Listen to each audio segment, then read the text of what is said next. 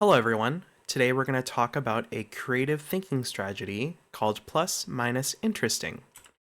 The purpose of PMI, or plus minus interesting, is a tool to use to aid in brainstorming, decision making, and critical thinking that encourages looking at different perspectives.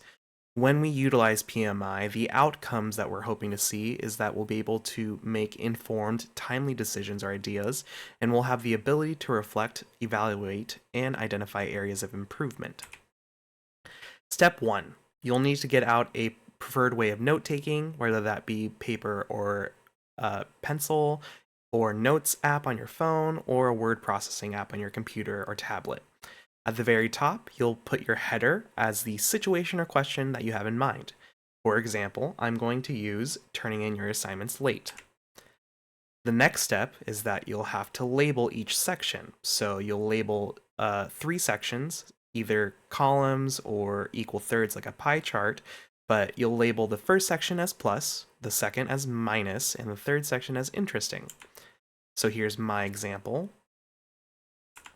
And then the third step is to fill out the chart, right? So depending on how you organize your thoughts, you can either start with one category and then move on to the next, or you can think about your thoughts as they come up and categorize them and write them down as they go through chronologically.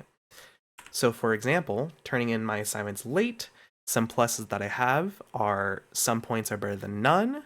I can still submit quality work that I feel is presentable. Some negatives I associate with turning in my assignments late would be that I would be perceived as a bad student.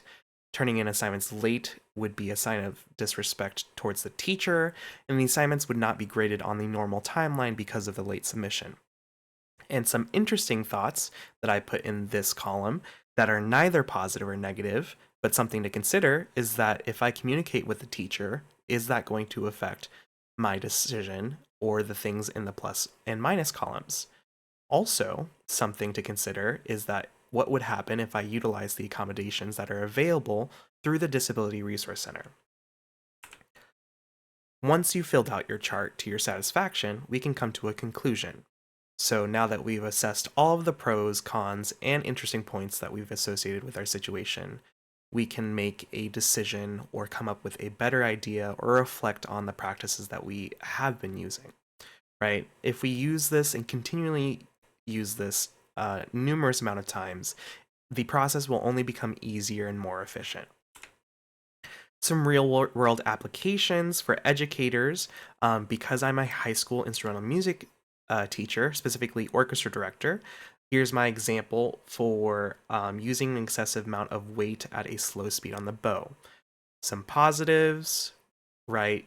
Reinforces the idea that rosin on the hair is what grips the string, and also exercise the idea that weight is controlled by the index finger. Minuses would be the sound and the practical application in performance and tension that it develops. And then some interesting things that students can consider is what happens if we change the variable of weight or speed or placement of the bow.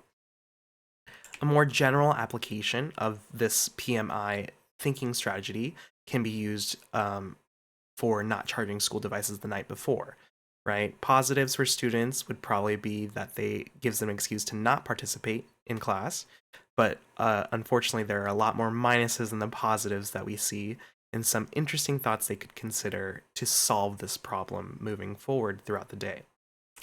So hopefully, now that we've gone over through the PMI thinking strategy, I am hoping that you can utilize this in your classrooms and be able to have your students develop these critical thinking skills.